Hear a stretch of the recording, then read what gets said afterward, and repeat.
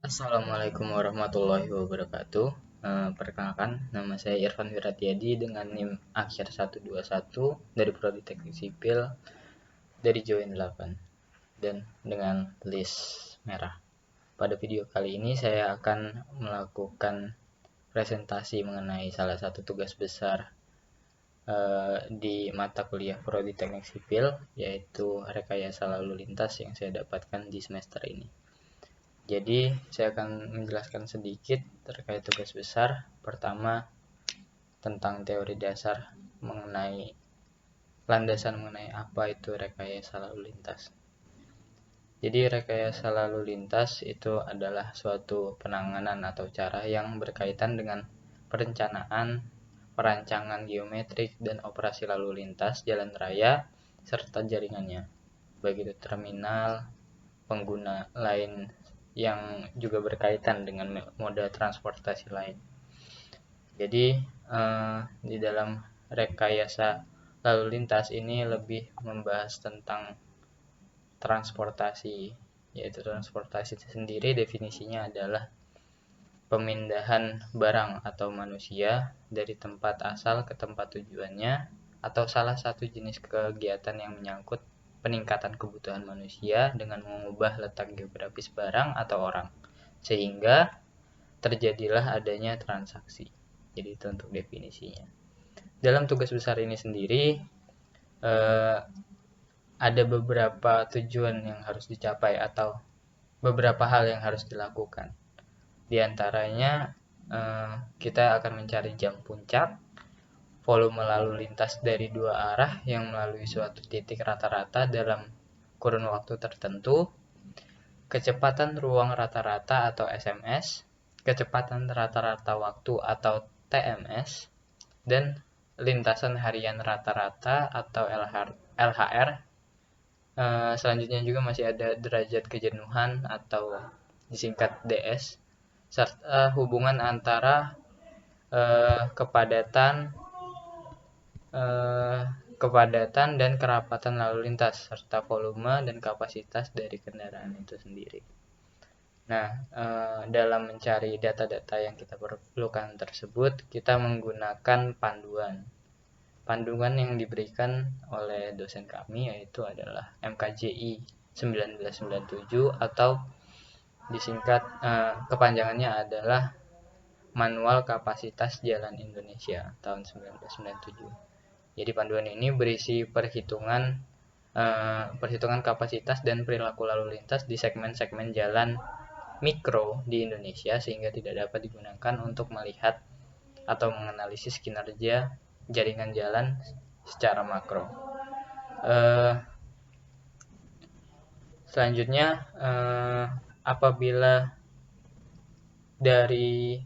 saya lupa mengingatkan bahwa kelompok yang saya dapatkan mendapatkan tugas untuk menganalisa jalan Urip Sumoharjo yang ada di Kota Bandar Lampung. Jadi saya memberikan gambaran sedikit. Untuk data sekundernya sudah diberikan oleh asisten kami sebelum dilakukannya pengerjaan tugas besar yang dilakukan secara tidak langsung karena satu dan lain hal.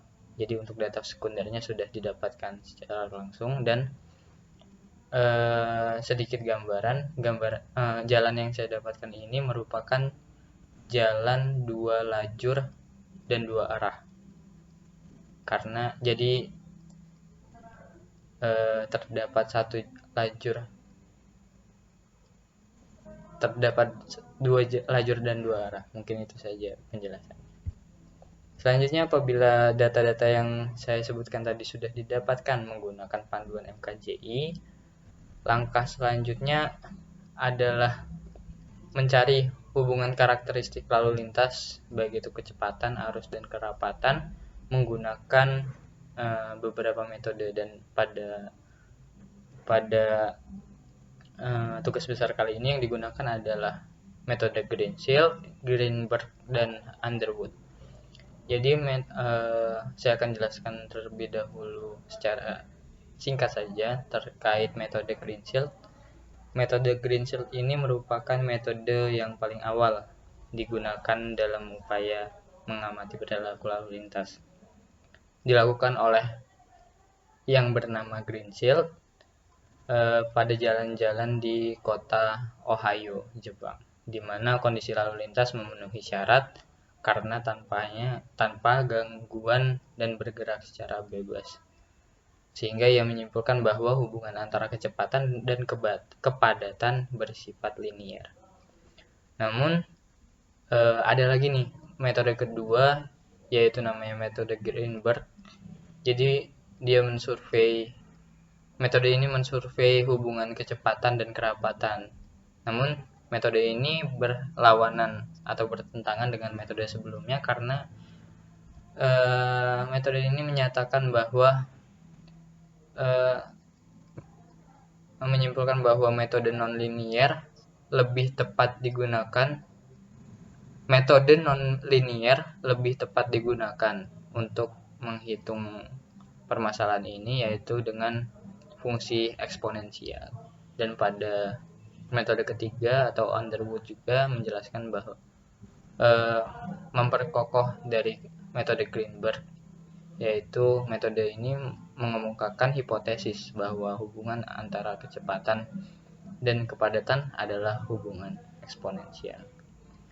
Jadi setelah kami melakukan apa yang diminta dari tugas besar ini, kelompok kami menyimpulkan bahwa Jalan Urip Sumoharjo memiliki tingkat pelayanan F atau rasio frequency-nya lebih dari 1, yang menyatakan bahwa yang didefinisikan sebagai arus yang terhambat, kecepatannya rendah, volume di atas kapasitas, sering terjadi kemacetan pada waktu yang cukup lama. Mungkin itu saja yang dapat saya sampaikan, kurang lebihnya mohon maaf. Terima kasih. Wassalamualaikum warahmatullahi wabarakatuh.